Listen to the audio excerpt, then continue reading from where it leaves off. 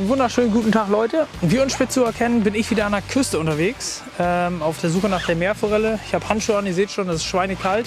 Ich muss heute Morgen kratzen und auch tagsüber werden wir Temperaturen nicht knapp über 0 Grad bekommen. Dafür scheint die Sonne, ist natürlich für mich super. Ich hoffe aber für die Angelei, dass noch die eine oder andere Wolke nachher noch mal vorbeiziehen wird und ja, für einen schattigen Moment sorgt.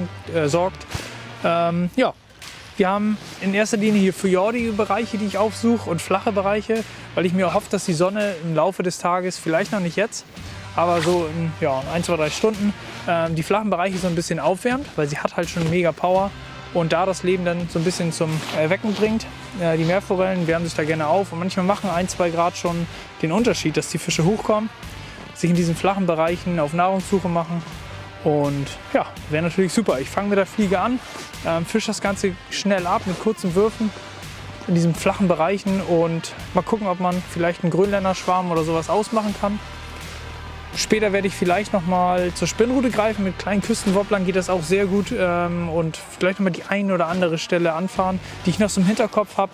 Deswegen, genau, heißt es erstmal Strecke machen, Fische suchen und wenn wir sie gefunden haben, das Ganze ausgiebig ausfischen und hoffen, dass da noch mehr geht. Bis gleich. So, machen wir mal die ersten Würfe. Wasser sieht ganz cool aus, auch nicht super klar. Also eine ganz leichte Trübung. Hier, ich weiß nicht, ob ihr sie seht, so ein bisschen Orange, ein bisschen Glitzer mit bei. Hauptnahrung in diesen Fjorden sind natürlich in erster Linie im Frühjahr so Stichlinge. Und da ist man mit der Magnus schon ganz gut aufgestellt. Von der Größe und der Farbe ist es auch okay. Ja, das Thermometer sagt 3, 4 Grad Wassertemperatur. Eigentlich ein Ticken zu wenig. Aber ich hoffe, dass es schnell irgendwie zunimmt. Oh, hier vorne ist ein Stichling. Könnt ihr den sehen? Was ist mit dem denn los? Direkt neben meiner Fliege. Ganz alone. Aber wie ich vorhin gesagt habe, Hauptnahrung ist hier der Stichling. Das ist immer ganz cool, wenn dann im Frühjahr so langsam alles zum Leben erwacht, nach und nach sich der Ufersaum irgendwie füllt mit irgendwelchen kleinen Tierchen und sich daran auch so ein bisschen orientieren kann an der Köderwahl.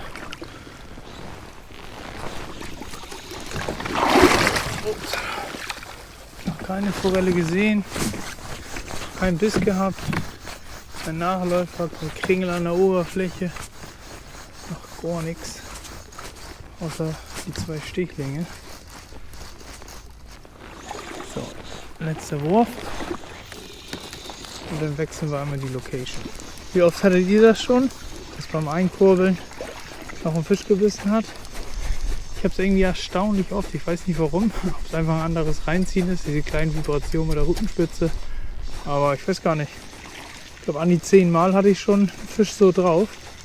Stimmt. Also mehr Forellen, ich glaube, wenn man noch andere Fische hinzurechnet, noch deutlich öfter.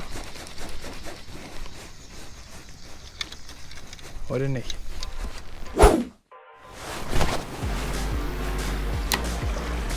Aber hier sieht es auch schon richtig cool aus. Aber hier ist ein bisschen sandigere Stelle, weniger Struktur, dafür mehr Steine und Muscheln. So, testen wir das Ganze hier auch noch mal aus.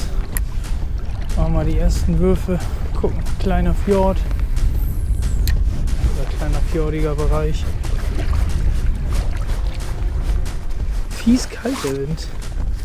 Merkt man, dass der keine 3 Grad hat. Sondern irgendwas darunter.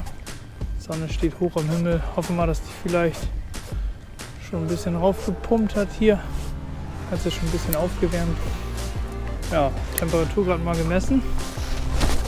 Tatsächlich 5 Grad. So, machen wir mal den ersten Wurf am neuen Spot. Ich habe den Köder auch gewechselt, eine Nummer größer, 19 Gramm Sandaal als Einhänger. Eine ganz coole Farbe, auch so ein Motor-Oil ähnliches Imitat oder so eine Farbe.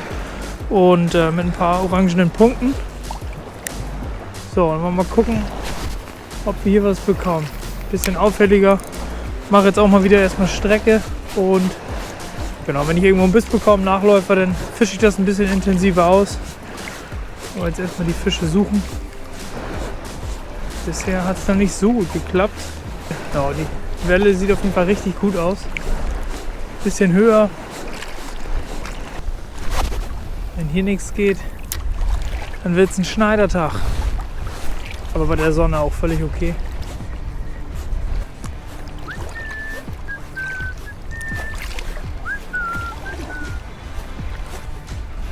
Schön.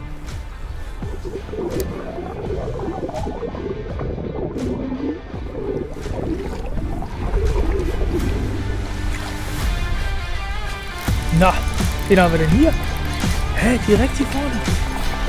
Krass, geht ganz schön ab, der Fisch. Hey, krass. Das ist richtig flach da vorne.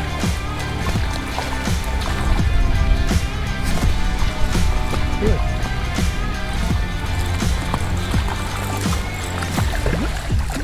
Schöner Fisch. Ja Leute, hier ist der Fisch. Richtig witzig, direkt vor den Füßen gebissen. Hier so ein kleiner, ja, loses Schuppen. Was ich richtig interessant finde, ich weiß nicht, ob es so rüberkommt, diese roten Punkte. Ich weiß nicht, ob man die so erkennt, wegen dem Licht. Ich werde sie jetzt zurücklassen. Hat zwar knapp übers Maß, ich habe mal gemessen, aus Spaß, 41 cm, aber die darf jetzt wieder schwimmen. Das war doch ganz geil. Gar nicht viele Würfe hier an diesem Spot gemacht, vorher natürlich schon. Und ich weiß jetzt nicht, woran es lag, an der tiefer stehenden Sonne, an den höheren Wellen, am Spot oder an Köderwechsel, kann natürlich auch sein. Ich habe einen größeren Köder rangetüdelt und nach wenigen Würfen hat es funktioniert. Ich zeige euch den Köder einmal. Das ist der Sandy Pencil in so einer Motor-Oil-Farbe mit jeweils 3 orange-roten Punkten auf der Seite. Eigentlich ganz cooles Ding. Ja, weiß ich auch nicht. Und er hat im richtig flachen gebissen. Also es war maximal 30 cm tief. Vielleicht kam er aus einem tieferen mit dem Köder mitgeschwommen, aber es war nicht tiefer als 1 Meter, wo ich hingeworfen habe. Ziemlich cool. Und ich bin jetzt recht zuversichtlich, dass wir noch den einen oder anderen bekommen. Haben noch 1-2 Stunden Zeit und ich habe tierisch Bock auf noch einen größeren Fisch. Vielleicht sogar einen für die Küche. Mal gucken. Bis gleich.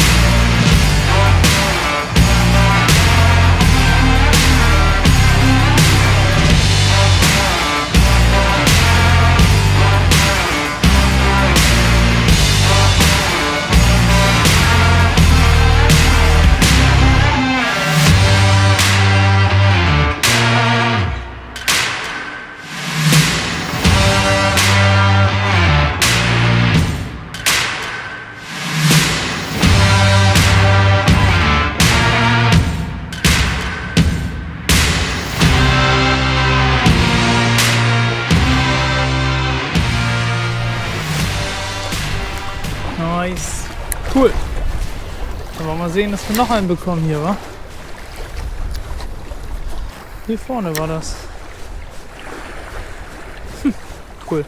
Aber lässt hoffen. Also es waren echt nicht viele Würfe jetzt hier.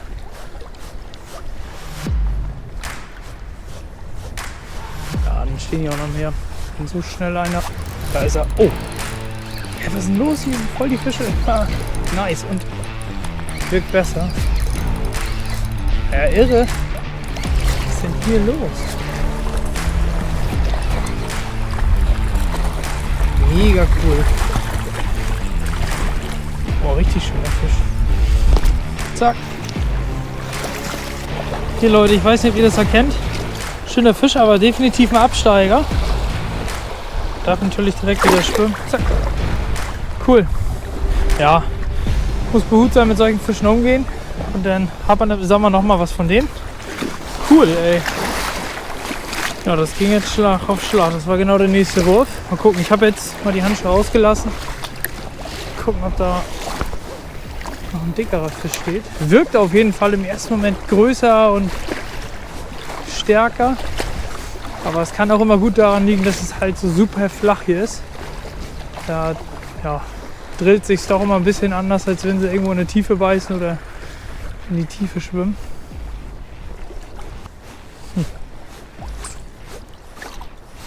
Wieder die Stelle mit der größten Welle. Bringt wieder den Erfolg. Wirklich interessant. Und im Sprichwort ist immer wieder was dran. Und es lohnt sich auch immer wieder mal einfach mal komplett was anderes anzufahren, wenn es einfach nicht funktioniert. Einfach mal was komplett anderes. Und wenn man eine halbe Stunde fährt oder ein paar Minuten, anstatt windstillen Bereich, dann einfach mal einen mit Welle aufsuchen oder umgekehrt. Ja, wie ihr gesehen habt, war ich, glaube ich, beim ersten Fisch ziemlich überrascht, dass er was gebissen hat. Habe es irgendwie gar nicht gecheckt so richtig, weil es auch ultra flach war. Ich habe jetzt nochmal zurückgewechselt, so 10 Würfe, nachdem ich jetzt ein paar Würfe gemacht habe, auf den kleinen Sandy Pencil, den ich eigentlich den Rest des Tages gefischt hatte. Braun mit ein paar orangenen Punkten, kleinerer Drilling, ein bisschen fischschonender und vor allen Dingen sitzt er schneller und hat nicht so einen großen Hebel wie diese Sandy Pencil oder allgemein die großen Blinker. Die haben halt einen sehr großen Hebel, der vielleicht an der Seite am Maul rausguckt. Und dadurch übt man automatisch mehr Druck auf den Drilling aus, der im Maul des Fisches sitzt, wenn er dann innen sitzt. Da kann ich aber irgendwann anders nochmal genauer erklären. Genau, deswegen den kleinen Sandy Pencil, den kann ich außerdem ein bisschen entspannter über die flachen Bereiche fischen, wo ich natürlich jetzt ein bisschen gezielter darauf abgesehen habe, wenn man sieht, dass die Fische hier in diesem super flachen Wasser beißen. Deswegen kleiner Köder. Geschwindigkeit ein bisschen reduzieren, flache Bereiche abfischen und mal gucken, ob noch der ein oder andere sich überreden lässt. Ich schätze mal eine Stunde oder so habe ich noch. Bis gleich. Aber auf den kleinen Köder ist bisher jetzt nichts weiter passiert. Vielleicht muss ich gleich doch noch mal wechseln. Der liegt tatsächlich an dem größeren Köder. Ich habe den ganzen Tag über einen Kleinköder oder recht kleinen Köder gefischt. Oder ich bin mir sicher, da war gerade ein Fisch oder das kann eine Qualle oder so gewesen sein.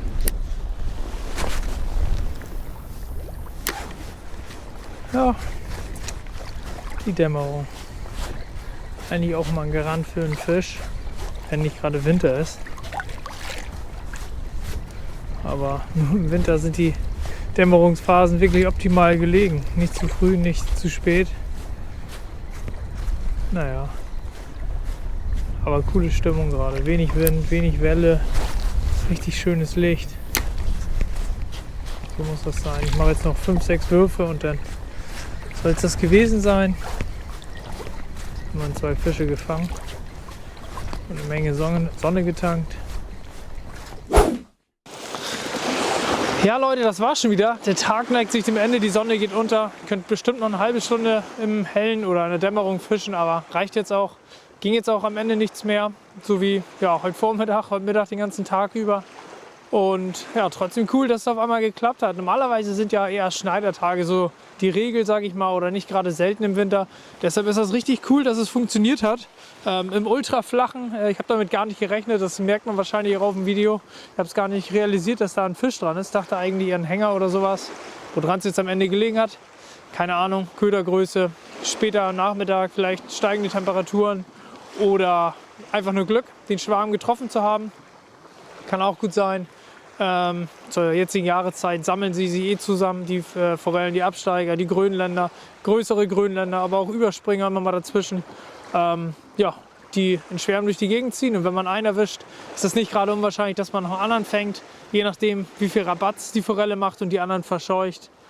Hat aber geklappt heute. 2 Forellen, beide maßig, bisschen dünn, deswegen schwimmen sie wieder. Und ja, an sich ein richtig cooler Tag. Sonne getankt. Am Ende ging das auch mit der Temperaturen an der Hände. Hätte die eigentlich nicht mehr gebraucht, die Handschuhe. Aber wenn man sich den Tag über dran gewöhnt, dann lässt man sie natürlich auch gerne an. Ja, wenn euch das Video gefallen hat, lasst gerne ein Like da, abonniert den Kanal. Und ja, ich nehme euch das nächste Mal gerne wieder mit an die Küste oder auf Hecht, Barsch, was auch immer. Bis dann, ciao!